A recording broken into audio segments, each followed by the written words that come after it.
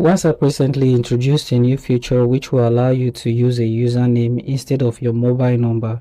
You'll be able to share a username which people who want to get in touch with you on WhatsApp can search for your username and be able to send you a message. Now I'm going to show you how you can create and reserve your username on WhatsApp. So you want to open the WhatsApp application here, and once opened, you want to tap on the three dots at the top right corner of your screen, or go to settings if you're using an iPhone.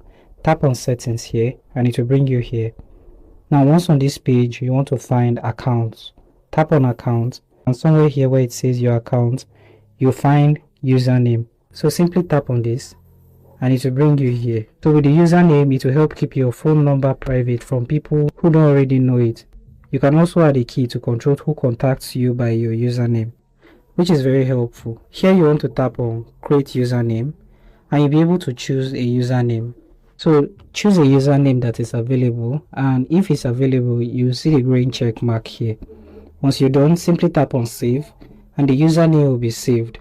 Simply tap on done here, and here where it says contact me by username, you can simply tap on this and you can choose the option with everyone and people who know my key. So simply tap on people who know my key.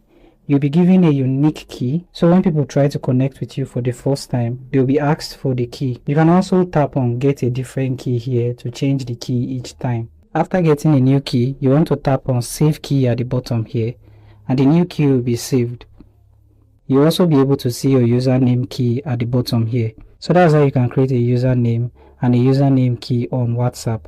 If you do find this video helpful, do make sure to like, subscribe, and have the post notification turned on.